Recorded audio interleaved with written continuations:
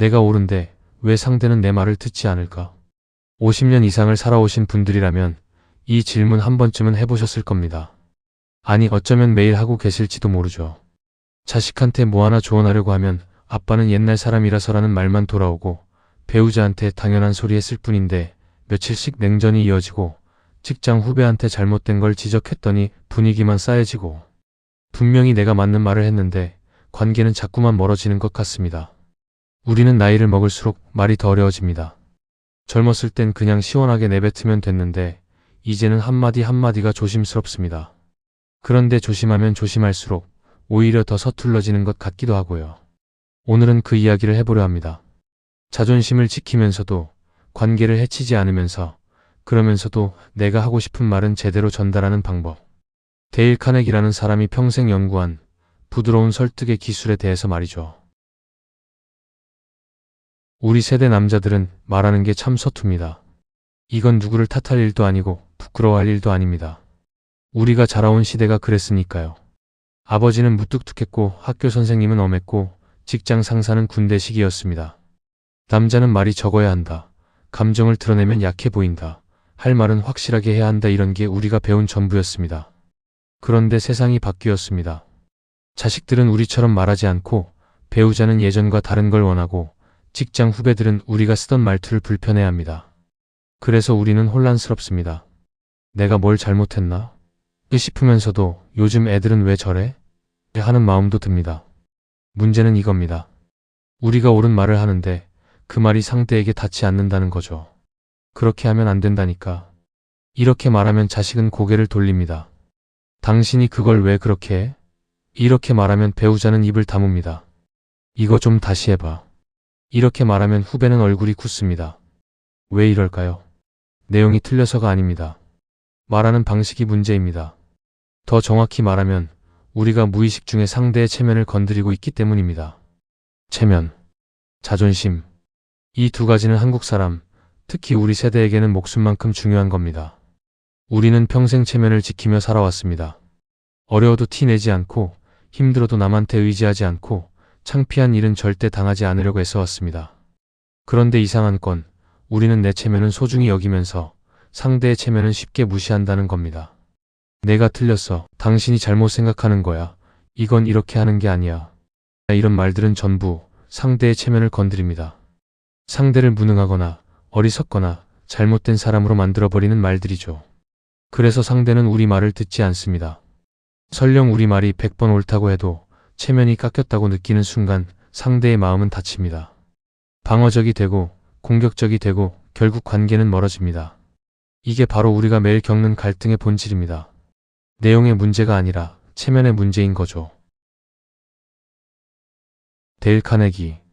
이 사람은 미국 사람이지만 한국 사람보다 한국 사람의 마음을 더 잘 이해했던 것 같습니다. 그는 평생 한 가지를 연구했습니다. 어떻게 하면 사람의 마음을 얻을 수 있을까? 이 수천 명의 사람을 만나고 수백 가지 상황을 분석한 끝에 그는 하나의 결론에 도달했습니다. 상대의 체면을 세워주면 상대는 내 말을 듣기 시작한다. 이게 전부입니다. 복잡한 심리학 이론도 어려운 화법 기술도 필요 없습니다. 그냥 상대의 체면을 지켜주면 됩니다. 상대를 존중하고 상대의 자존심을 건드리지 않으면서 내가 하고 싶은 말을 전달하는 겁니다. 쉬워 보이죠? 그런데 실제로는 엄청나게 어렵습니다. 왜냐하면 우리는 평생 반대로 배워왔으니까요. 잘못된 건 지적해야 한다. 할 말은 확실하게 해야 한다. 그래야 상대가 알아듣는다. 이렇게 살아왔습니다. 카네기는 이렇게 말했습니다. 논쟁에서 이기는 유일한 방법은 논쟁을 피하는 것이다. 처음 이 말을 들으면 뭔 소리야 싶습니다. 논쟁을 피하면 어떻게 내 말을 전달하냐고요. 그런데 가만히 생각해보면 이게 진리입니다. 논쟁이 시작되는 순간 이미 우리는 지는 겁니다. 왜냐하면 논쟁은 누가 옳으냐를 가리는 게임이고, 한쪽이 옳으면 다른 한쪽은 틀린 게 되니까요. 틀렸다고 인정하는 순간 체면이 무너집니다. 그래서 사람들은 죽어도 자기가 틀렸다는 걸 인정하지 않습니다. 그럼 어떻게 해야 할까요? 논쟁을 하지 말고 대화를 해야 합니다. 상대를 이기려 하지 말고 상대가 스스로 내 편이 되도록 만들어야 합니다. 그 방법이 바로 상대의 체면을 세워주는 겁니다. 예를 들어볼까요? 회사에서 후배가 실수를 했습니다. 보고서에 숫자가 틀렸어요. 우리는 보통 이렇게 말합니다. 이거 틀렸잖아. 확인도 안 하고 가져왔어? 이 말은 맞는 말입니다. 실수를 지적하는 게 선배의 역할이니까요. 그런데 카네기라면 이렇게 말했을 겁니다. 수고했어. 그런데 여기 숫자 부분이 조금 애매한 것 같은데 나랑 같이 한번 확인해 볼까? 차이가 느껴지시나요? 첫 번째 말은 후배를 무능한 사람으로 만듭니다. 확인도 안 하는 사람으로 규정해 버리는 거죠. 그래서 후배는 방어적이 됩니다. 변명을 하거나 화를 내거나 아니면 마음속으로 상처를 받습니다. 두 번째 말은 후배의 체면을 지켜줍니다. 수고했다는 말로 노력을 인정해주고 나랑 같이라는 말로 동료애를 보여줍니다. 실수를 지적하지만 그 사람을 깎아내리지는 않습니다. 그래서 후배는 방어할 필요가 없습니다. 자연스럽게 실수를 인정하고 고치려고 합니다. 이게 바로 부드러운 설득의 핵심입니다. 카네기는 또 이런 말도 했습니다. 사람은 자기 생각을 바꾸고 싶어 하지 않는다. 하지만 자기 생각을 발전시키고 싶어 한다. 이 말도 처음엔 어렵게 느껴지는데 뜯어보면 명쾌합니다. 당신이 틀렸어라고 말하면 사람들은 저항합니다. 왜냐하면 자기 생각을 바꾸라는 소리니까요. 자기 생각을 바꾼다는 건 지금까지 내가 틀렸다는 걸 인정하는 겁니다. 그건 체면이 깎이는 일이죠. 그런데 이런 관점도 있을 것 같은데 어떻게 생각하세요? 라고 물으면 사람들은 열립니다. 왜냐하면 자기 생각을 발전시킬 기회로 받아들이니까요. 내가 틀린 게 아니라 내가 몰랐던 걸 알게 되는 거라고 생각합니다. 결국 핵심은 이겁니다. 설득은 상대를 이기는 게 아니라 상대가 스스로 움직이도록 만드는 겁니다. 그리고 그렇게 만드는 가장 강력한 방법은 상대의 체면을 세워주는 거죠. 김 씨는 올해 64입니다. 2년 전 정년퇴직을 하고 이제 집에서 보내는 시간이 많아졌습니다. 그러다 보니 자연스럽게 아들 일에 관심이 갑니다. 38된 아들은 중소기업에 다니는데 요즘 회사 일로 스트레스가 많아 보입니다. 어느 주말 아들이 집에 왔습니다. 김 씨는 조심스럽게 물었습니다. 회사는 어떠냐? 그냥 그렇죠 뭐. 요즘 힘들어 보이던데. 무슨 일 있냐? 아니에요, 괜찮아요. 아들은 말을 아꼈습니다. 김 씨는 답답했습니다. 뭔가 고민이 있는 게 분명한데 왜 말을 안 하는 걸까요? 그래서 조금 더 밀고 들어갔습니다.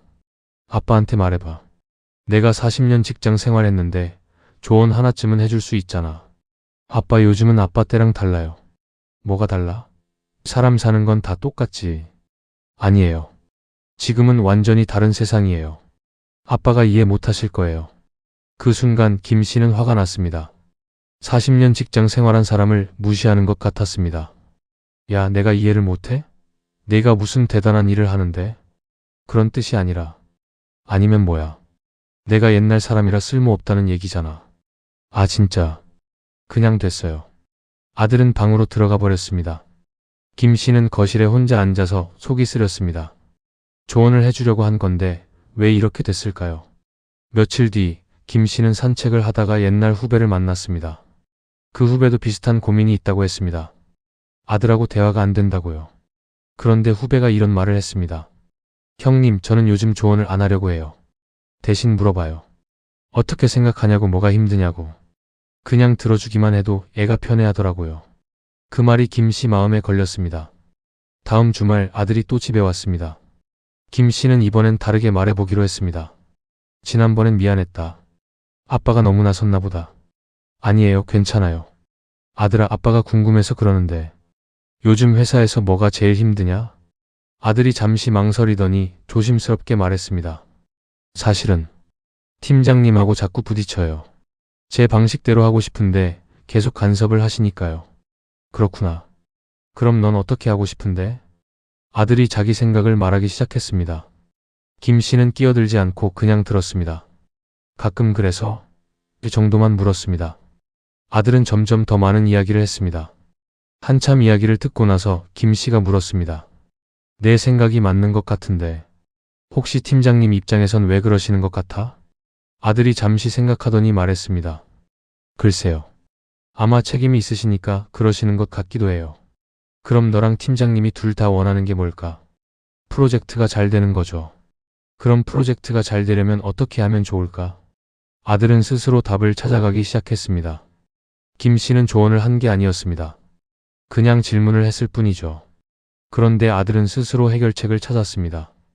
대화가 끝나고 아들이 말했습니다. 아빠, 오늘 얘기하니까 좀 정리가 되는 것 같아요.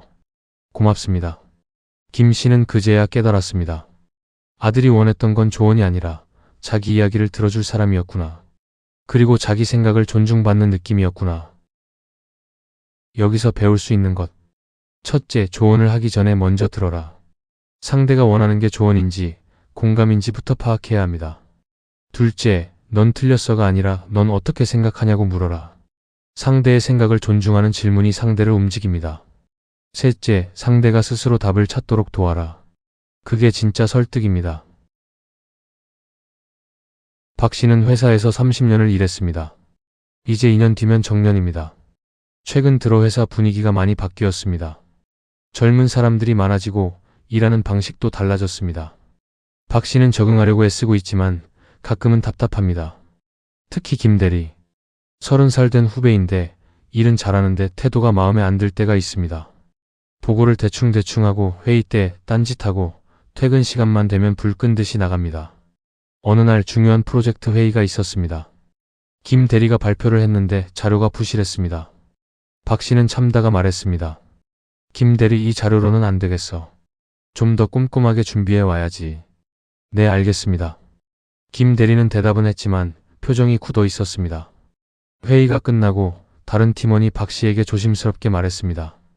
박 부장님, 요즘 김 대리가 부장님 피한다는 거 아세요? 뭐? 왜? 부장님이 자꾸 면박을 준다고 생각하나 봐요. 박 씨는 어이가 없었습니다. 면박이라니요. 그냥 일을 제대로 하라고 한 것뿐인데. 그날 저녁 박 씨는 고민이 많았습니다. 자기는 잘못한 게 없다고 생각했습니다. 선배가 후배 지적하는 게 당연한 건데 요즘 젊은 애들은 그것도 못 받아들이나 싶었습니다. 그런데 한편으로는 관계가 틀어지는 게 싫었습니다. 정년까지 2년밖에 안 남았는데 후배들하고 싸우면서 다니고 싶지는 않았습니다. 다음 날 박 씨는 김 대리를 따로 불렀습니다. 처음엔 사과를 하려고 했는데 막상 입을 열려니 자존심이 상했습니다. 내가 왜 사과를 해야 하지? 싶었습니다. 그래서 이렇게 말했습니다. 김 대리, 어제 회의 때 내 말투가 좀 그랬던 것 같아. 기분 나빴으면 미안해. 아니에요, 괜찮습니다. 김 대리는 여전히 딱딱했습니다. 박 씨는 계속 말을 이어갔습니다. 사실은 내가 너한테 기대가 커서 그래. 내가 일을 잘하니까. 그 말에 김 대리가 조금 놀란 표정을 지었습니다. 내가 일을 잘하는 건 나도 알아. 그런데 가끔 너무 빨리빨리 하려다 보니까 실수가 생기는 것 같아. 내가 걱정이 돼서 그러는 거야. 저는 부장님이 저를 못마땅하게 생각하시는 줄 알았어요. 못마땅? 아니야. 나는 내가 이 팀에서 제일 잘할 거라고 생각해. 그래서 더 신경 쓰이는 거지. 김 대리의 표정이 조금 풀렸습니다. 부장님, 솔직히 말씀드리면 저는 부장님 세대분들이랑 일하는 게 좀 어려워요. 뭘 해도 부족하다는 느낌을 받거든요. 그래? 내가 그렇게 느끼게 했구나. 미안해. 나는 그런 의도가 아니었는데. 알아요. 근데 회의 때 다른 사람들 앞에서 지적받으면 창피하거든요. 박 씨는 그제야 이해가 됐습니다. 자기는 일에 대한 지적이라고 생각했는데 김 대리는 자기 자체를 부정당한 것처럼 느꼈던 거죠. 알겠어. 다음부터는 따로 얘기할게. 그리고 내 생각도 먼저 물어볼게. 내가 일방적으로 말하지 말고. 감사합니다, 부장님. 그 이후로 박 씨와 김 대리의 관계는 좋아졌습니다. 박 씨는 회의 때 김 대리 생각은 어때? 라고 먼저 물어봤고 지적할 게 있으면 개인적으로 불러서 내가 보기엔 이런 부분이 아쉬운데 내 생각은 어때? 라고 물었습니다. 김 대리도 달라졌습니다. 보고를 더 꼼꼼하게 하기 시작했고 박 씨한테 먼저 조언을 구하기도 했습니다. 여기서 배울 수 있는 것. 첫째, 공개적인 지적은 상대의 체면을 깎는다. 지적이 필요하면 개인적으로 하라. 둘째, 내가 잘못했다가 아니라 내가 보기엔 이랬는데 내 생각은? 으로 말하라. 대화의 여지를 남겨두는 겁니다. 셋째, 상대의 장점을 먼저 인정하라. 그러면 상대도 자기 부족한 점을 받아들일 준비가 됩니다. 이 씨는 결혼한 지 35년이 됐습니다. 부인하고는 대체로 잘 지냅니다. 큰 싸움은 없습니다. 그런데 요즘 자꾸 사소한 일로 기분이 나빠집니다. 아침에 일어나면 부인이 이것저것 잔소리를 하고 저녁에 퇴근하면 또 뭐가 어땠다고 불평을 합니다. 이 씨는 참습니다. 그런데 참다 보면 어느 순간 터집니다. 어느 저녁 퇴근하고 집에 왔습니다. 피곤했습니다. 그냥 소파에 앉아서 쉬고 싶었는데 부인이 말을 겁니다. 당신 오늘 병원 예약한 거 알죠? 아, 깜빡했네. 깜빡했다고요? 지난주부터 3번이나 말했는데. 미안해. 회사 일이 바빠서. 맨날 회사 일만 바빠요. 당신 건강은 안 중요해요. 이 씨는 짜증이 났습니다. 깜빡한 것뿐인데 왜 이렇게까지 말하는 걸까요? 알았어, 알았다고. 다음에 갈게. 다음에? 언제가 다음이에요? 당신은 맨날 다음이에요. 아니, 왜 이렇게까지 말해? 실수할 수도 있지. 실수? 당신은 맨날 실수만 해요. 그 말에 이 씨는 폭발했습니다. 그래, 내가 맨날 실수만 하지. 당신은 완벽하고. 그럼 당신 혼자 사세요. 부인은 아무 말도 하지 않고 안방으로 들어가 버렸습니다. 이 씨는 거실에 혼자 앉아서 후회가 밀려왔습니다. 내가 왜 저렇게 말했을까? 며칠간 냉전이 이어졌습니다. 이 씨는 먼저 말을 걸고 싶었지만 자존심이 상했습니다. 부인도 마찬가지였습니다. 일주일쯤 지났을 때 이 씨는 우연히 라디오를 듣다가 이런 말을 들었습니다. 상대가 원하는 건 이기는 게 아니라 인정받는 거다. 그 말이 마음에 걸렸습니다. 저녁에 집에 가서 이 씨는 부인에게 말을 걸었습니다. 여보. 부인은 대답이 없었습니다. 이 씨는 계속 말했습니다. 지난번에 내가 너무 심하게 말했어. 미안해. 부인이 고개를 돌렸습니다. 나도 당신 말 듣고 생각해봤는데 당신이 병원 예약을 잊은 게 문제가 아니었던 것 같아. 그럼 뭐가 문제였어? 나는 당신이 나한테 관심이 없는 것 같아서 서운했던 거야. 당신은 회사 일, 친구들, 취미생활 다 있잖아. 근데 나는 당신 챙기는 것밖에 없거든. 그런데 그것마저 당신이 안 들어주면 나는 뭐가 남냐는 생각이 들었어. 이 씨는 가슴이 먹먹했습니다. 부인이 원했던 건 병원 예약이 아니었구나. 자기 존재를 인정받고 싶었던 거구나. 여보, 나는 당신한테 늘 고마워. 내가 표현을 못해서 그렇지. 당신이 없었으면 나는 진작에 망가졌을 거야. 정말 그렇게 생각해요. 진심이야. 나는 당신한테 의지하고 있어. 그걸 표현을 잘 못했던 것 같아. 미안해. 부인의 눈가가 촉촉해졌습니다. 나도 미안해. 내가 너무 잔소리가 심했나 봐. 아니야. 당신은 날 챙겨주려고 그런 거잖아. 내가 그걸 몰라줬지. 그날 밤 두 사람은 오랜만에 마주 앉아서 이야기를 나눴습니다. 35년 만에 처음 하는 대화 같았습니다. 서로의 마음을 털어놓고 서로가 원하는 게 뭔지 물어봤습니다. 이 씨는 깨달았습니다. 부인이 원했던 건 거창한 게 아니었구나. 그냥 자기 말을 들어주고 자기를 소중하게 여긴다는 걸 느끼고 싶었던 거구나. 여기서 배울 수 있는 것. 첫째, 상대가 화내는 진짜 이유를 찾아라. 겉으로 드러나는 문제 뒤에 진짜 감정이 숨어 있습니다. 둘째, 먼저 인정하라. 내가 틀렸어가 아니라 내가 당신 마음을 몰라줬어라고 말하는 겁니다. 셋째, 상대의 존재를 인정하라. 사람은 누구나 자기가 중요한 사람이라고 느끼고 싶어 합니다. 오늘 우리가 나눈 이야기를 정리해 볼까요? 부드러운 설득의 핵심은 하나입니다. 상대의 체면을 세워주는 것. 그게 전부입니다. 우리는 평생 이기는 법을 배워왔습니다. 논쟁에서 이기고 말싸움에서 이기고 내 주장을 관철시키는 법을 배웠습니다. 그런데 이제는 다른 걸 배워야 합니다. 이기지 않으면서도 내 말을 전달하는 법. 상대를 무너뜨리지 않으면서도 내가 원하는 걸 얻는 법. 그게 바로 부드러운 설득입니다. 데일 카네기가 평생 연구한 것도 결국 이것이었습니다. 사람의 마음을 얻는 방법. 그리고 그는 발견했습니다. 사람의 마음을 얻는 가장 강력한 방법은 그 사람의 자존심을 지켜주는 거라고요. 오늘 저녁 집에 들어가시면 한 가지만 실천해 보시기 바랍니다. 배우자한테, 자식한테 또는 직장 동료한테 이렇게 말해보세요. 당신 생각은 어때? 내 의견을 듣고 싶은데. 나는 이렇게 생각하는데 혹시 다른 관점도 있을까? 이 세 문장만 기억하셔도 됩니다. 이 문장들은 상대의 체면을 세워줍니다. 상대를 존중한다는 메시지를 전달합니다. 그리고 상대가 방어적이 되지 않도록 만듭니다. 처음엔 어색할 겁니다. 우리가 평생 써온 말투가 아니니까요.